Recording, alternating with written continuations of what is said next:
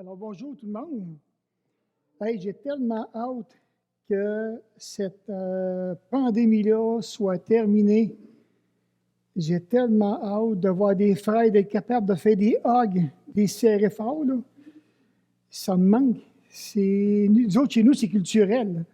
Alors, quand on se voyait, mais on se serrait, puis ça faisait tellement de bien. Et aussi des bonnes poignées de main avec les frères et les sœurs. Mais j'ai hâte que toute cette période-là, qu'on puisse la mettre en arrière et puis dire, bien, enfin, on peut aller de l'avant. Alors oui, comme que j'avais dit tantôt à Steve, pourquoi le croyant devrait-il être pur sexuellement? Mais quand on regarde le texte, c'est écrit dans le texte. Si vous avez vos Bibles dans 1 Thessaloniciens, chapitre 4, et le verset 6, 7 et 8, c'est ce que je vais parler ce matin, dans ces trois versets-là. Mais avant toute chose, je veux remercier aussi notre ami François, qui la semaine passée, qui a apporté le message. J'ai eu la joie de l'écouter. La passion de Christ, c'est toi, c'est moi. C'est tellement encourageant de voir comment est-ce que le Seigneur nous porte vraiment sur son cœur. C'est un beau travail. J'ai relancé la perche.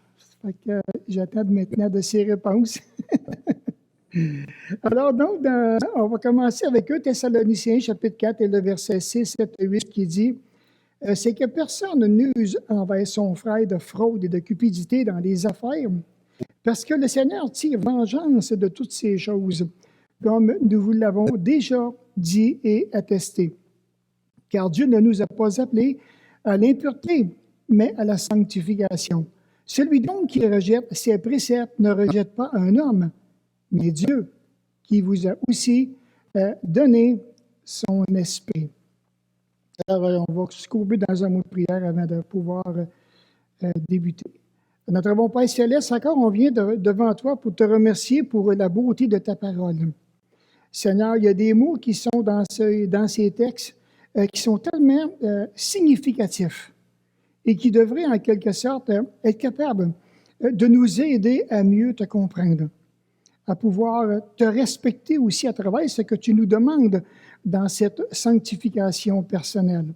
Alors, Seigneur, merci de tout l'honneur que tu nous fais d'être présent parmi nous et que ton bon Saint-Esprit puisse nous conduire vraiment dans tes voies, dans tes sentiers, dans tes œuvres. Au nom de Jésus. Amen. Donc, ici, jusqu'à présent, un peu peut-être que je le mettrais à on. C'est ça. Jusqu'à présent, maintenant, on a vu deux approches concernant la sexualité chez les Thessaloniciens. Premièrement, à quelle sorte de conduite Dieu exige-t-il dans les parties au début du chapitre 4? Comment le croyant peut-il être sexuellement pur? Et ce matin, pourquoi? Voyez-vous, hein? Quelle sorte de conduite? Comment le croyant peut-il être pur? Puis pourquoi? On va regarder le pourquoi ce matin. Et c'est toujours sous l'inspiration du Saint-Esprit que Paul s'attend à ce que ses lecteurs lui demandent pourquoi ils doivent se soumettre à cette directive du Saint-Esprit concernant la pureté sexuelle. Alors ce matin, nous verrons trois raisons pour lesquelles les Thessaloniciens et tous les croyants doivent s'abstenir de la débauche. Voici les trois raisons que nous verrons ce matin.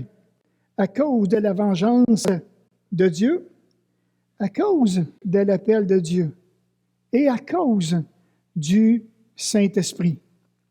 C'est ce qu'on a vu dans les textes tantôt, si vous avez bien remarqué. Et j'ai aimé ce que notre frère qui a partagé un matin, l'armée de Pharaon. Quand on parle d'une armée, c'est pas 200-300 personnes, on parle de des milliers, je ne sais pas combien, des milliers de personnes. Alors, Pharaon, de son côté, c'est vrai, il y a des morts partout. Puis maintenant, pour combler son incrédulité, il me semble de le voir de l'autre côté de la mer Rouge. Hein? Il n'y a plus personne. Son armée est toute défaite. Plus rien.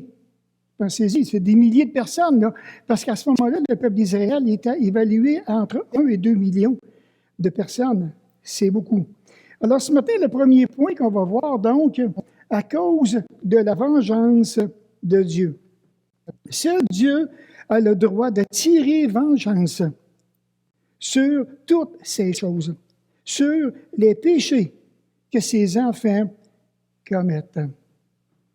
Ici, dans le texte, au verset 6, il dit que personne n'use envers son frère de fraude, donc dans les affaires. C'est vraiment intéressant parce que quand on prend le temps de regarder d'autres versions de la parole, ici, maintenant, je vais vous montrer, regardez, je ne sais pas si vous le voyez bien en arrière, là, on dit que dans cette affaire, donc celle qui vient de parler au verset 4 et 5, de l'impudicité, c'est-à-dire les relations sexuelles illégitimes et la convoitise passionnée. On dit que le mot cupide, cupidité, n'apparaît pas dans l'original, qui parle seulement d'aller au-delà, d'agir par ruse. Ce verset peut se comprendre de la façon suivante, que personne en cette matière, donc des relations avec l'autre sexe, n'aille au-delà de ses droits et n'enfreigne ceux de son frère en le trompant.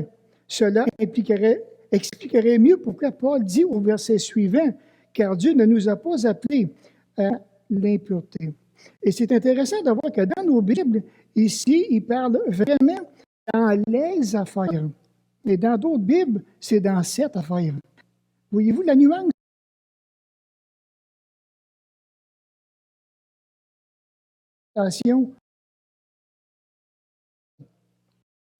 Donc, tout chrétien qui va au-delà de ses droits en ce qui concerne les relations sexuelles avec l'autre sexe et qui enfreint ceux de son frère en le trompant, c'est certain que Dieu va tirer vengeance. La parole de Dieu nous dit, « Sachez dans l'ombre que votre péché vous atteindra. » Et c'est un verbe, c'est une promesse que Dieu fait. À quiconque, sachez que votre péché vous atteindra. Beaucoup de gens vont essayer de cacher les choses. Imaginez. On va cacher ce péché-là, puis on va garder le silence, puis tant et aussi longtemps que ça peut taffer, on va avancer, puis les choses vont être belles. Mais il y a un temps pour toute chose. Il y a un temps pour toute chose. Et Dieu va mettre un terme. Dieu va venger. Dieu va punir. Et un petit peu plus loin, dans 1 Thessaloniciens 4,6, il dit, « Ne vous vengez point vous-même, bien-aimés, mais laissez agir la colère, car il est écrit, « À moi la vengeance, à moi la rétribution, dit le Seigneur. » Alors moi, quand j'ai vu ça, je me suis dit, c'est pas évident de ne pas se venger soi-même dans un tel contexte. Imaginez, là, vous avez été trahi, ou bien vous avez trahi un ou l'autre. Il y a l'humiliation de la personne qui est blessée. Il y a la colère maintenant qui fait surface. Beaucoup de colère.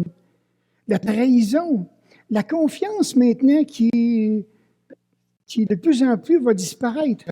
La haine au cœur qui va s'élever, les déchirements. C'est tout un prix à payer de ne pas se venger, mais de laisser Dieu agir dans une telle circonstance. Aller au-delà de nos droits en ce qui concerne les relations sexuelles avec l'autre sexe, faisant preuve d'hypocrisie avec son frère, cela restera sur notre conscience le reste de notre vie, si jamais qu'on ose faire ça. Même si on demande des milliers de fois le pardon à Dieu, il y a une cicatrice qui est là. Le premier devoir du chrétien, il dit que l'amour soit sans hypocrisie. Ça commence déjà là. Que l'amour soit sans hypocrisie. On dit que l'amour spirituel, l'amour agapé, est centré sur les besoins et le bien de l'être cher et amène à payer un prix personnel nécessaire, quel qu'il soit, pour répondre à ses besoins et pour assurer ce bien-être. L'amour agapé, c'est un amour spirituel. Et celui maintenant qui est engagé dans cet amour-là, il va aller loin. Parce que c'est vers l'autre maintenant qu'il va aller pour être capable de répondre à tous ses besoins. L'hypocrisie est l'antithèse de l'amour agapé, avec lequel, ou bien le contraire, l'antithèse, avec lequel tout est tout à fait incompatible. Les deux ne peuvent coexister dans le degré du mal. L'hypocrisie n'est surpassée que par l'incrédulité. Alors, c'est intéressant de voir dans les Écritures, incrédule revient vraiment le premier, un petit peu comme ce que Steve disait le matin avec Pharaon, qui a fait preuve d'une très grande incrédulité au point de perdre toute son armée. Et après ça, maintenant, c'est l'hypocrisie. Deux choses que Dieu réprouve vraiment. Judas, si on prend Judas, lui-même a personnifié vraiment l'hypocrisie, lui-même. En plus, il a prétendu être dévoué pour Jésus-Christ. Et boy, hein? Son égocentrisme est devenu évident lorsque maintenant que pour 30 cycles d'argent, il l'a trahi en plus. C'est fou l'hypocrisie, comment est-ce que ça peut amener loin. La confiance a été brisée. Ce que Judas a fait, il a laissé tomber carrément le Seigneur Jésus-Christ. Et Judas a fait preuve de déloyauté. Il n'a pas resté loyal. Il était vraiment un déloyal dans tout ce qu'il a fait. Une citation maintenant ici de John Murray qui dit ceci: « Si l'amour est la somme de toute vertu et que l'hypocrisie est l'exemple même du vice, comme il est contradictoire, dans le fond, de les mettre tous les deux ensemble. Ils ne vont pas ensemble. Et le chrétien qui est pogné d'un côté qui voudrait aimer, puis de l'autre côté qui est hypocrite, ça pourrait arriver à n'importe qui, vous savez. Ça pourrait m'arriver, ça pourrait vous arriver. On n'est pas à l'abri de tout ça. On ne l'est pas. Il faut vraiment faire attention, puis il ne faut pas non plus lancer des défis à Dieu, de dire « Oh Seigneur, je suis vraiment au-dessus de tout ça. » Non, du tout, du tout, du tout. Donc Dieu est égal à lui-même. Il dit « À moi la vengeance, à moi la rétribution.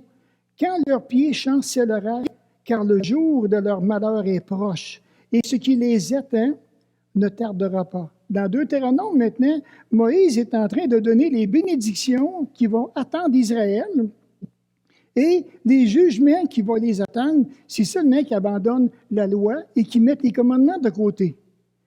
Alors ici, maintenant, s'ils étaient sages, dans le verset 29, écoutez bien ça, il dit, « S'ils étaient sages, voici ce qu'ils comprendraient, et ils penseraient à ce qui leur arrivera. S'ils se détournent de ma voie, s'ils abandonnent mes commandements, s'ils étaient sages, ils s'arrêteraient, ils réfléchiraient à tout ce qui leur arrivera. » Un bel encouragement pour nous aujourd'hui. On peut regarder la parole. Alors, tant que je demeure attaché à la parole, je demeure dans l'amour de Dieu et je veux mettre cette loi-là en pratique dans ma vie. Tant et aussi longtemps que vous et moi, qu'on est en train de marcher et d'obéir à la parole. C'est la bénédiction que Dieu va donner. Ici, maintenant, dans Deutéronome 31, 29, il dit « Le malheur finirait par vous atteindre. » C'est ce que Moïse est en train de dire. Quand vous ferez ce qui est mal aux yeux de l'Éternel, au point de l'irriter par l'œuvre de vos mains. Alors, ce que Dieu dit, ce qui les atteint, ne tardera pas. C'est quelque chose. Si on connaît le Dieu de la Bible, quand on étudie la théologie, le mot théo qui veut dire Dieu, l'étude de Dieu dans les Écritures, je vous le dis, c'est quelque chose. C'est vraiment quelque chose. Quand Dieu dit quelque chose dans sa parole, il va le faire. Il n'y a pas de négociation possible. Il va le faire. Donc, celui qui rend le jugement et les péchés sexuels sont une des raisons spécifiques pour lesquelles maintenant Dieu va le faire. Il va intervenir. Donc, on a cet encouragement-là dans Hébreu, que le mariage soit honoré de tous. Et le lit conjugal, exempt de toute souillure, car Dieu jugera les débauchés et les adultères. Où? Mais dans le lit conjugal. Il s'empare des choses dans le lit conjugal. Il s'empare des choses dans le cadre dans le lit conjugal. Et Dieu dit, m'a tout mettre ça en lumière un jour. Je vais juger. Parce que Dieu sera en position pour juger chacun de nous. Dieu tire vengeance de toutes ces choses. Il pourrait rendre un jugement en laissant une ou plusieurs conséquences affecter même la vie du croyant. Par exemple, l'issue pourrait être un mariage gravement compromis, accompagné de la perte de l'amour, du respect de la famille, et le péché pourrait mener même au divorce. Il y a déjà 4 choses dans ça, là. 4 phrases qui sont là. Un mariage gravement compromis, perte d'amour dans un couple. Ensuite, maintenant, le respect de la famille. Sûrement que vous connaissez des situations qui vous sont déjà arrivées, que vous avez été témoin de différentes choses qu'on voit là. Et le péché qui pourrait mener au divorce. Alors, c'est pour cette raison que Jésus disait dans Matthieu 5 et le verset 32, « Mais moi, je vous dis que celui qui répudie sa femme, sauf pour cause d'infidélité, l'expose à devenir adultère. Et que celui qui épouse une femme répudiée commet un adultère. » Dieu peut châtier quelqu'un en permettant qu'il soit atteint même de maladies vénériennes ou de quelque autre maladie. Il peut le faire. Il a dit qu'il va juger. À moi la vengeance, à moi la rétribution. Il est en train de dire, je pense aux chrétiens de Thessalonique, « Hey, prenez-moi au sérieux. Si vous ne me croyez pas, essayez-moi. Tentez-moi pour voir. » Et Dieu va agir. Alors, il y a vraiment cette belle exhortation-là ici, auquel maintenant les chrétiens de Thessalonique devaient vraiment faire attention. Donc, où le péché pourrait engendrer même l'absence de bénédiction au sein d'un couple, la présence d'un nombre plus élevé d'épreuves, encore plus élevé de difficultés. Et même, ça pourrait aller jusqu'à la mort prématurée. Il y a plusieurs années de cela, j'emmenais juste, ça faisait pas longtemps que j'étais sauvé. Ça va faire 43 ans bientôt, là, à la fin du mois, le 24, qu'on a accepté Jésus-Christ. Mais ça, c'est quelque chose qui m'avait été raconté, qu'il y avait justement une jeune femme qui avait, dit-elle, accepté le Seigneur Jésus-Christ. Plusieurs la connaissaient, mais cette femme-là vivait dans la débauche. Et un jour, il est arrivé ce qui devait arriver, un accident de la route. Et puis, elle en est morte. Et le seul témoignage que j'entendais personnellement, je me disais, ben voyons, ça se peut-tu que ça aille jusqu'à là? Le Seigneur est venu la chercher. Oui, mais pourquoi il est venu la chercher? Parce qu'elle vivait dans la débauche. Elle ne marchait plus avec Dieu. Alors, je me suis dit, boy, si ça peut aller jusqu'à là, Dieu peut faire tout ce qu'il veut. Il l'a bien dit, à moi la vengeance, à moi la rétribution. Donc, et ce que l'apôtre Paul fait dans 1 Corinthiens 10, quand il rappelle un peu l'histoire d'Israël, il dit, « Ne nous livrons pas à la débauche, comme quelques-uns d'entre eux s'y livrèrent, de sorte qu'il en tombait 23 000 en un seul jour. » C'est quelque chose. Quand vous faites le décompte de tous ces morts qui sont là, simplement parce que les gens vivaient dans la débauche, en une journée, c'est des morts, ça, là, dans une journée. 23 000, c'est quelque chose. Alors, chez un croyant, les péchés sexuels entraîneront sûrement, jusqu'à un certain point même, des pertes de récompense éternelle. Ça va aller jusqu'à là, on va voir. Par exemple, ici, il dit, « Le méchant fait un gain trompeur, mais celui qui sème la justice a un salaire véritable. Alors, si quelqu'un bâtit sur le fondement avec de l'or, de l'argent, des pierres précieuses, du bois, du chaume, l'œuvre de chacun sera manifestée, car le jour la fera connaître, parce qu'elle se révélera dans le feu, et le feu éprouvera ce qu'est l'œuvre de chacun. Et maintenant, quand on est en train de regarder ça, on pourrait se poser la question à savoir, quels sont les matériaux spirituels que j'envoie à Dieu, moi? Parce que mon œuvre, un jour, va être éprouvée par le feu. Si mon œuvre subsiste, j'aurai des récompenses éternelles. Et si ça ne subsiste pas, ça va s'envoler en fumée. Il va examiner mon œuvre. Il va examiner ton œuvre. Il va tout regarder, puis il va donner une récompense juste. Maintenant, il dit, si l'œuvre bâtie par quelqu'un sur le fondement subsiste, il recevra une récompense. Et si l'œuvre de quelqu'un est consumée, il perdra sa récompense. Pour lui, il sera sauvé, mais comme à travers le feu. Puis dans les recherches que j'ai faites, quelqu'un disait, quelqu'un qui marche à travers le feu sans la fumée. Effectivement, on dirait qu'on n'est pas capable de passer à côté d'un feu sans sentir la fumée. Et aussi, quand on dit qu'il sera sauvé comme à travers le feu, qu'il pourrait être sauvé juste à cause des petites œuvres que Dieu a faites à travers lui. Quelle grâce! Et là, maintenant, j'ai fait un petit peu une farce avec tout ça. Je me suis dit, Seigneur, ça veut-tu dire que dans le ciel, là, moi, je ne sais pas comment ça fonctionne, là. Ça veut-tu dire que s'il y en a un qui passe à côté de moi et qui sent la fumée, c'est parce qu'il a été sauvé à travers le feu? Je ne sais pas, mais anyway. Alors, imaginez, mais on parle quand même de récompense éternelle. On a vraiment besoin de bien saisir. Alors, car il nous faut tous comparaître devant le tribunal de Christ, afin que chacun reçoive selon le bien ou le mal qu'il aura fait, étant dans son corps. C'est ici. Donc, tous comparaître devant le tribunal. J'ai jamais passé devant un tribunal de toute ma vie. Bien qu'à y penser, des fois, je me dis, j'ai pas hâte, je ne sais pas. Passer devant un tribunal, t'as fait juger, t'as fait évaluer, t'as peur. C'est quelque chose. Tu vas examiner toute ma vie, tout. Oui. Tu n'oublieras rien, j'oublierai rien. Il y a des choses auxquelles il me semble que je dirais au Seigneur, oh,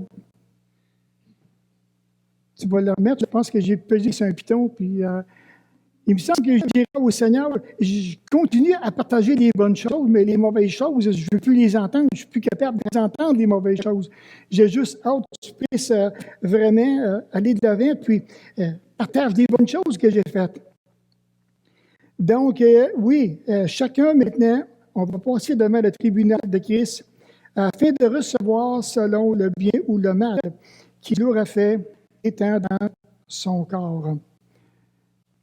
Donc, maintenant, tout de suite après, à l'instant que ça va revenir, le prochain verset, c'était « Prenez garde à vous-même afin que vous ne perdiez pas le fruit de votre travail, mais que vous receviez une pleine récompense. » Ce qu'on voit dans 2 Jean, chapitre 8. Et ici, maintenant, il y a vraiment une belle mise en garde concernant maintenant de la part du Saint-Esprit.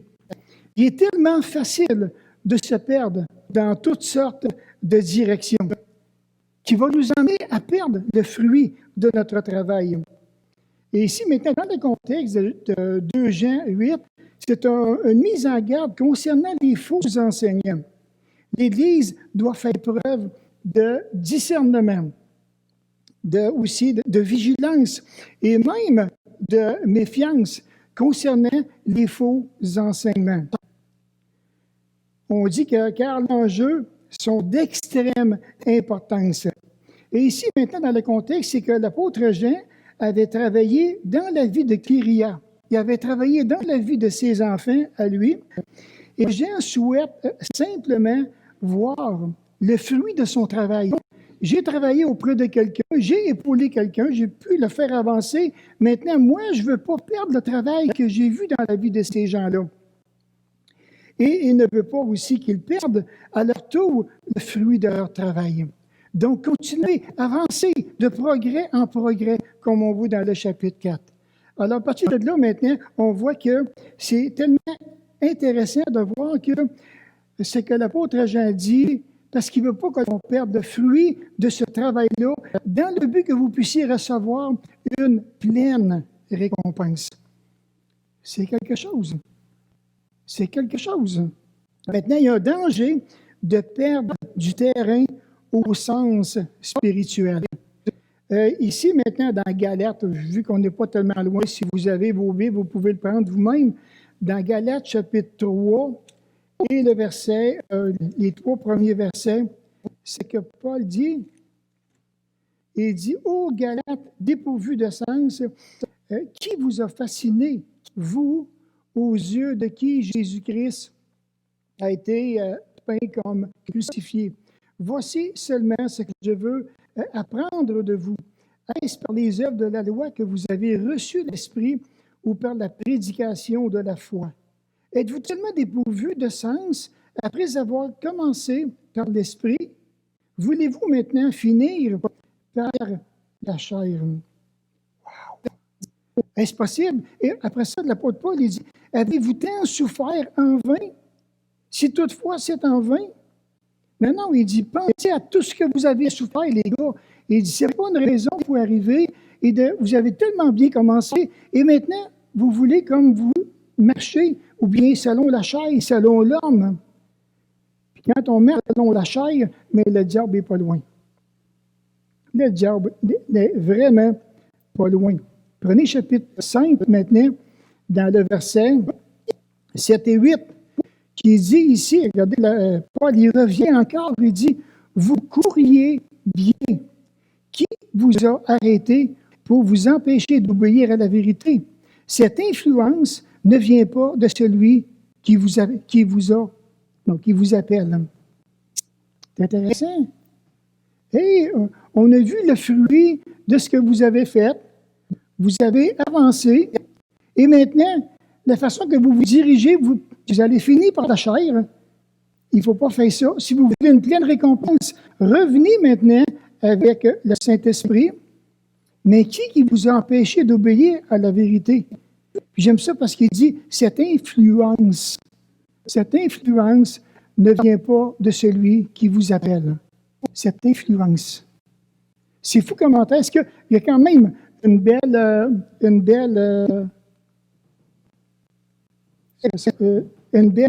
illustration qui est là pour montrer, pareil, que cette influence-là, elle vient de la chair. Puis, il dit, c'est pas cette influence-là plutôt ne vient pas de celui qui vous appelle. Hop.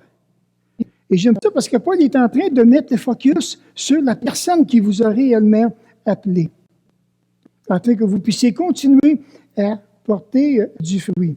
Ensuite, maintenant, dans Galates, chapitre 6 et le verset 20, « Ô Timothée, garde le bon dépôt. Fais attention, ne t'expose pas dans un danger de perte de terrain sur le plan spirituel. Prends la parole, garde le dépôt, saigne ça dans ton cœur, médite, réfléchis, mets en pratique, va de l'avant. » En plus, dans 2 Timothée 1, le verset 13 et 14, « Retiens dans la foi et dans l'amour le modèle des saines paroles.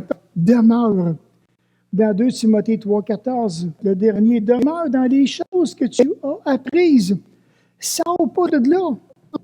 Reste dans la parole. » Alors, on voit maintenant l'apôtre Paul qui va maintenant encourager Timothée, je dirais, celui qui va prendre la relève, ou bien qui prend la relève éventuellement au fur et à mesure qu'il avance, et de toute l'importance que Paul est en train de dire en mettant Timothée devant la parole. Garde-toi. Laisse-toi influencer par la parole. Le Saint-Esprit va avoir un bel effet sur ta vie. Parce qu'on peut avoir une belle influence, puis une mauvaise influence. Et ça, tout le monde le sait. Qui parmi nous n'a pas été exposé un jour à des bonnes puis des mauvaises influences? On dit ici que les croyants recevront leur pleine récompense dans le ciel pour leur service ici-bas sur la terre. Et j'ai mis quelques versets. Dieu promet qu'il va nous donner des récompenses. D'autres, à cause de leur transgression spirituelle, risquent de passer à côté d'une pleine récompense. Moi, ça m'attristait vraiment personnellement, que je passerais à côté d'une pleine récompense de la part de mon Dieu. Je vous le dis, là, je ne veux même pas penser à ça, tellement que ça m'attristerait. Puis je ne pense pas que vous aussi, vous aimeriez ça passer à côté de tout ça. Une pleine récompense maintenant. Qu'est-ce que ça veut dire, une pleine récompense? Mais ça veut dire que c'est une pleine récompense qui va te réjouir, qui va t'exalter, qui va t'emmener vraiment dans l'adoration, la louange, la reconnaissance. Parce que tu auras persévéré ici-bas sur terre. Parce que tu auras fait le travail, tu auras accompli les œuvres que Dieu désirait que tu puisses accomplir. Ces versets que je viens de mentionner sont en relation avec les récompenses éternelles. Et chacun de nous est responsable de bien considérer, et je dirais, l'influence de la parole de Dieu afin de ne pas tomber dans une perte de terrain sur le sens spirituel. Donc ici, Dieu, donc entendre parler du jugement de Dieu n'est pas étrange chez les Thessaloniciens.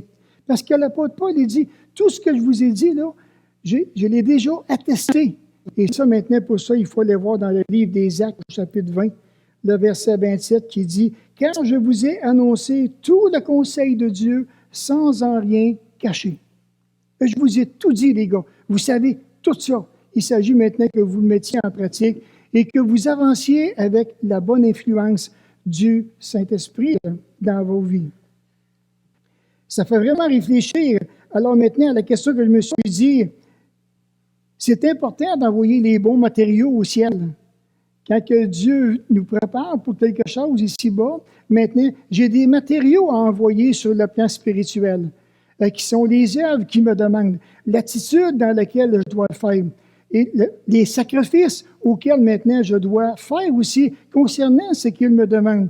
Et tout ça, je suis en train d'envoyer du matériel au ciel. Et ça, maintenant, un jour, ça va me revenir. Et ça va aussi vous revenir. Alors, tout ça, maintenant, c'est si on ne veut pas perdre le fruit de notre travail. Et c'est important, parce que c'est facile de perdre le fruit de notre travail. C'est tellement, tellement facile.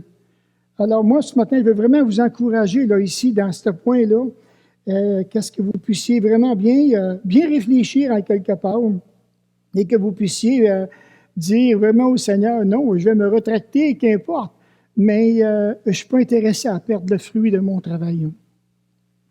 Parce que dans le fruit du travail que tu as démontré, il y a eu de la peine, il y a eu des souffrances, il y a eu des déchirements à travers tout ça pour garder le fruit de ton travail. Tu as peut-être passé par des moments de découragement à travers tout ça, mais tu as persévéré, tu as continué, tu as avancé, tu as gardé les yeux du cœur sur le Seigneur Jésus-Christ. Et tu ne veux pas perdre pour tout au monde ce fruit de ton travail. Puis je veux vraiment t'encourager ce matin à considérer, à examiner, est-ce que tu es en train de perdre ou bien maintenant tu l'as encore, tu le gardes et tu veux aller de l'avant. Le deuxième point, alors, OK, donc ça va. Alors, pourquoi le croyant devrait-il être sexuellement pur? Alors, comme on voit maintenant au verset 7, à cause de l'appel de Dieu. Il dit, car Dieu ne nous a pas appelés à l'impureté, mais à la sanctification. On dit qu'être sexuellement pur pour les chrétiens, c'est d'être conforme au plan général de Dieu pour leur vie. S'abstenir de la débauche pour tout chrétien, cet ordre convient à l'appel de Dieu pour les Thessaloniciens. Et pour la troisième fois, maintenant, dans ces peu de versets, le thème sanctification est utilisé. Alors ici, maintenant, de voir que le fait que Dieu les ait appelés au salut, il les a aussi appelés à la sainteté.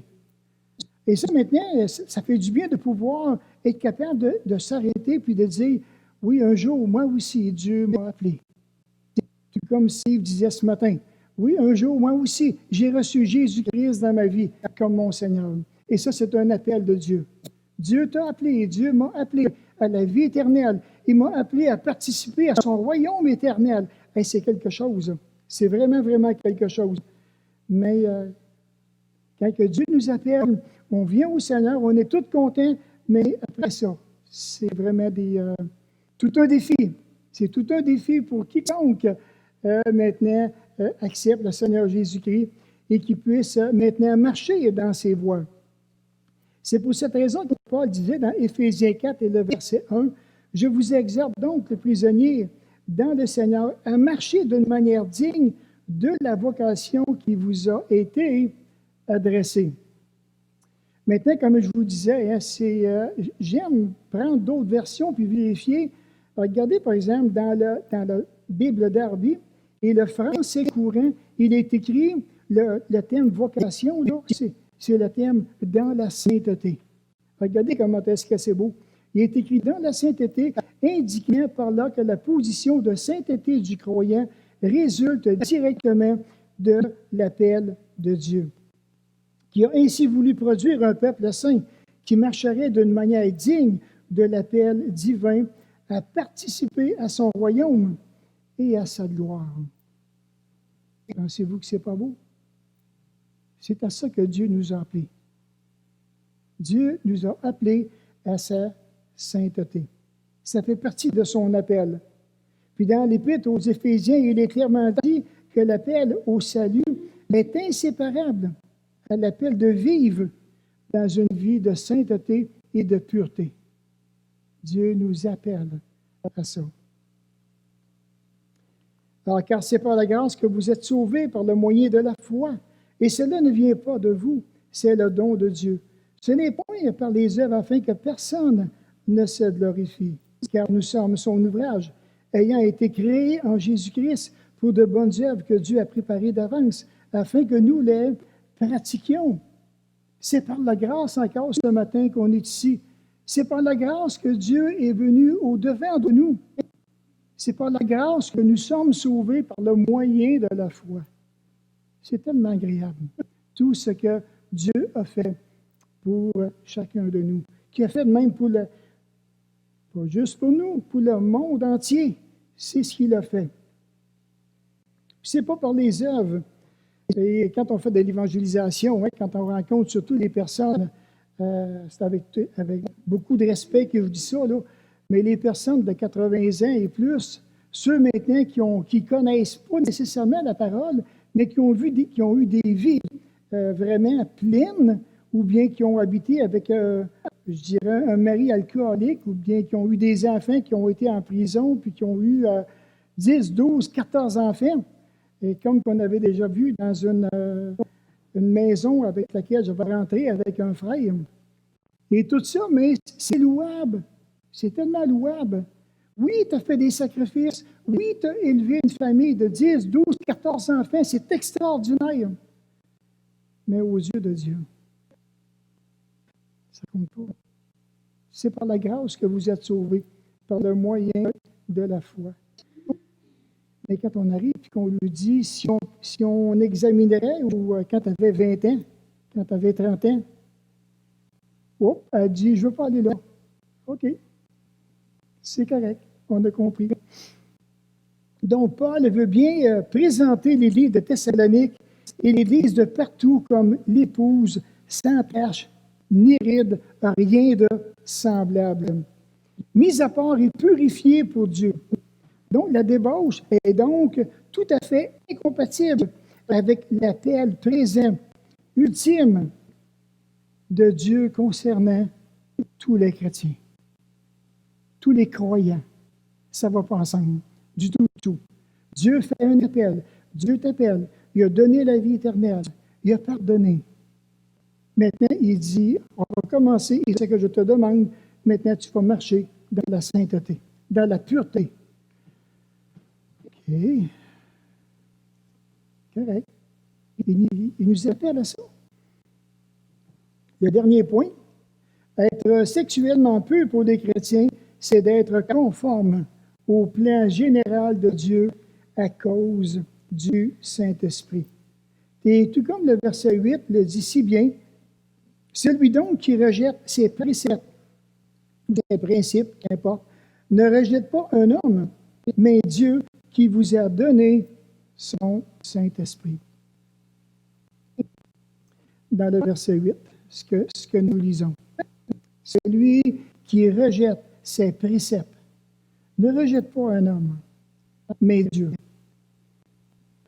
Fortifie-nous, apprends-nous, et puis crée en nous vraiment ce désir de le faire, c'est ton bon vouloir. Par tous les moyens que tu possèdes pour nous pousser, pour nous encourager dans la pureté et la sainteté.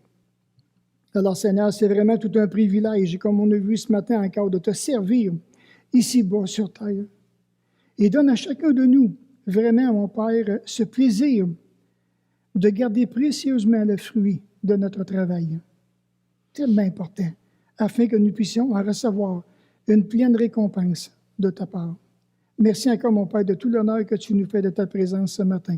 Dans le précieux nom de Jésus et pour sa gloire. Amen.